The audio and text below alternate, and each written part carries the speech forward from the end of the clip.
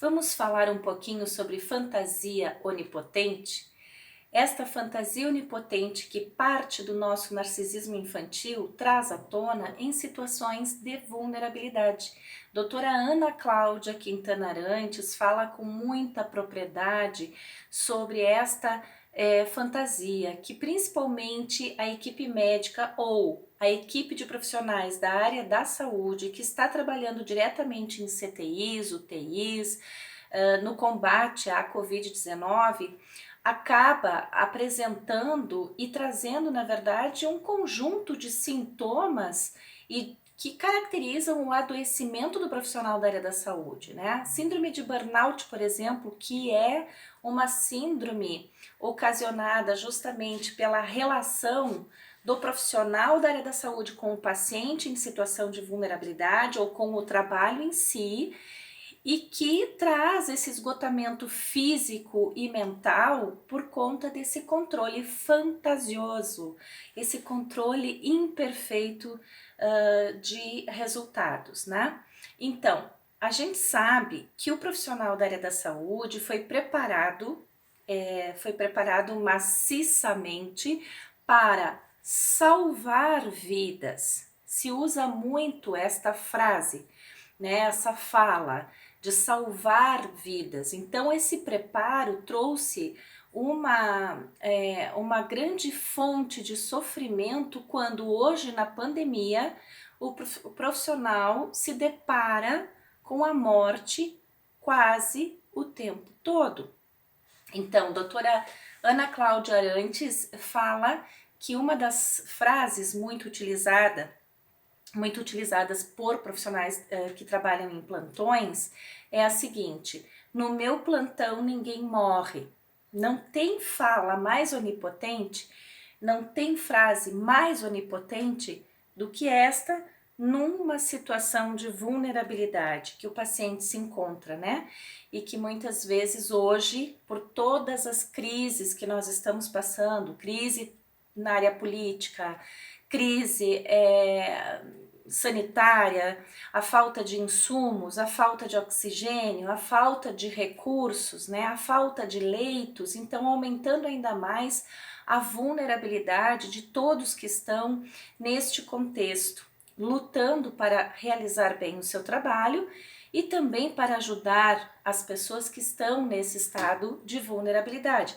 Porém, quando eu, profissional da área da saúde, digo, no meu plantão ninguém morre, e de repente eu me vejo dentro de uma CTI onde muitas pessoas morrem e os leitos são liberados, muitas vezes na estatística mostrando que a liberação de leitos se dá muito mais por morte do que por vidas recuperadas, eu posso entrar num grande sofrimento se eu não trabalhar em mim esta fantasia onipotente.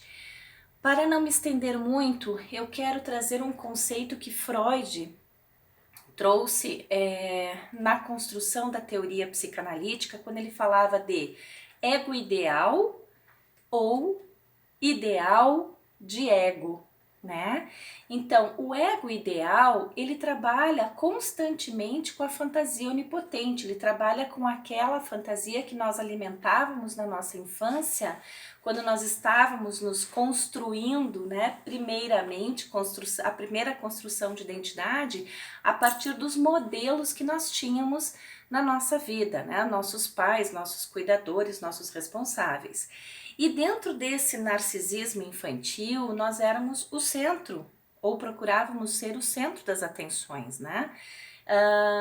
E a ideia, né, nessa primeira fase do narcisismo é de que a gente adotasse um modelo perfeito para um primeiro processo de identificação. Então, essa fantasia onipotente de que eu posso chegar a esse modelo de perfeição e controlar todas as variáveis que colocam a minha vida em risco ou que trazem essa percepção de vulnerabilidade, ela está bastante presente nessa primeira fase da minha vida, né? Então, o que se espera? Se espera, na verdade, que com o passar do tempo, no nosso desenvolvimento e principalmente na fase adulta, ainda na adolescência, digamos assim, a gente comece a perceber que nós não temos esse controle, nós não temos, na verdade, esse poder, nós não temos essa condição. Então, nós estamos falando aqui do ideal do ego, né? O ideal do ego é perceber justamente essa limitação e perceber que nós somos seres falíveis, seres errantes, seres que estão constantemente em aprendizado e em desafio, num mundo de vulnerabilidades, num mundo de fragilidades, num mundo de estímulos que colocam muitas vezes a nossa psique e a nossa dinâmica psicológica à prova, né? Os nossos recursos internos à prova.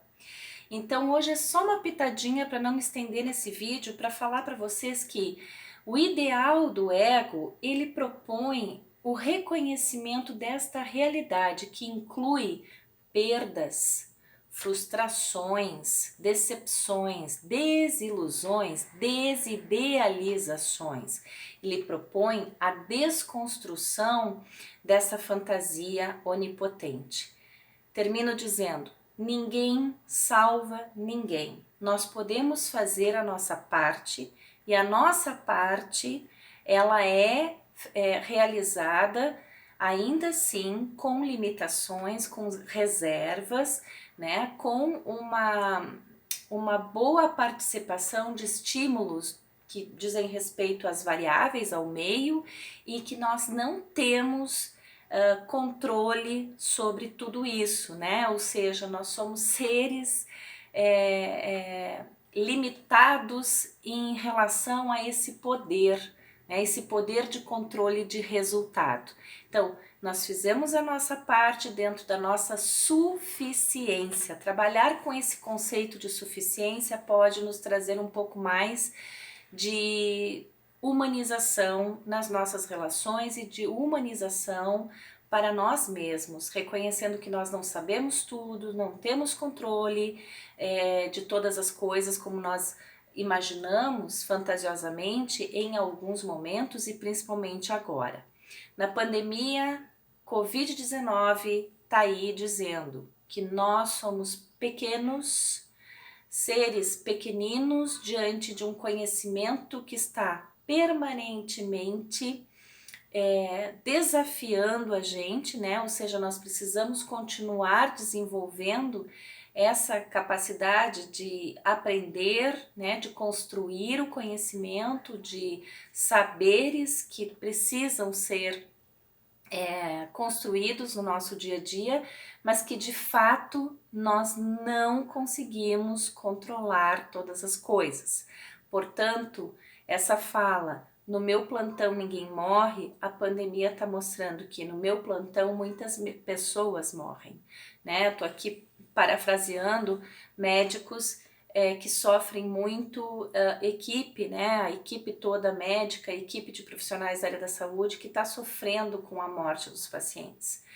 Mas esta é a nossa realidade, né? Vida e morte andam entrelaçadas, vida e morte andam de mãos dadas e nós só podemos lidar com o que é possível a cada momento.